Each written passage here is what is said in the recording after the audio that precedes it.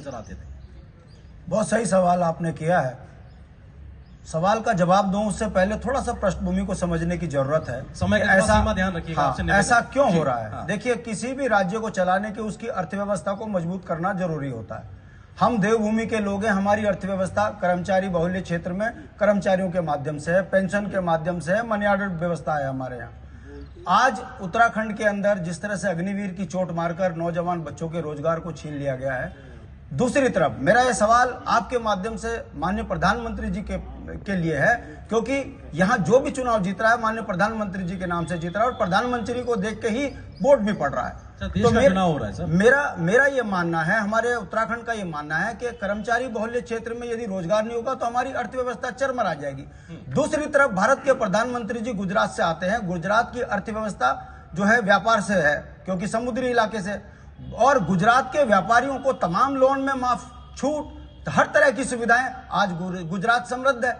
मैं उत्तराखंड का नागरिक हूं, सीमांत क्षेत्र का हूं, मेरे चाइना और नेपाल मेरे बगल में है। मेरी इकोनॉमी केवल नौकरी है और नौकरियां खत्म कर दी, अग्निवीर से हमारे परिवार रुक गए। ऐसे में माननीय प्रधानमंत्री जी ये बताएं ना कि ये सीमांत क्षेत्र के लोग आखिर जिएंगे कैसे? हमारे यहाँ से पलायन इस कदर बढ़ चुका है।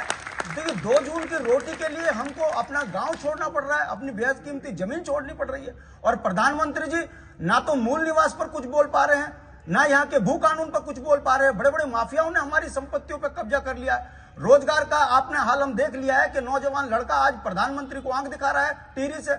ये जो बात मैं कह रहा हूं, ये उसका जवाब है जो आपने कहा है।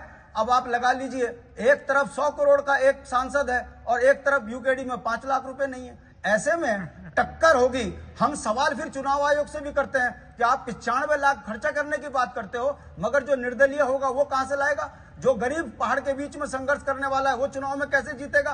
कहने का मतलब है, लोकतंत्रीय प्रक्रियाओं में जो जनता के बीच से संघर्ष कर निकल आ रहा है, उसकी स्थिति इतनी बुरी स्थिति है कि उसकी आवाज संसद तक नहीं पहुंच पा रही है। विधानसभा तक पहुंचे थे, लेकिन अभी जनता का विश्वास खो चुके हैं। इसके लिए आत्ममंथन की भी जरूरत। मैं आता हूं आपके पास। मैं आता हूं। एक सेकंड दीजिएगा। मैं वही बात कह रहा हूं। सवाल यह है कि लोकतंत्र में जनता की आवाज के लिए जो बैलेंस बनेगा तभी आवाज बाहर निकल जाएगी, नहीं तो फिर यही होगा कि चंदा लो धंधा दो, चंदा लो धंधा दो। ठीक है, आपके आरोप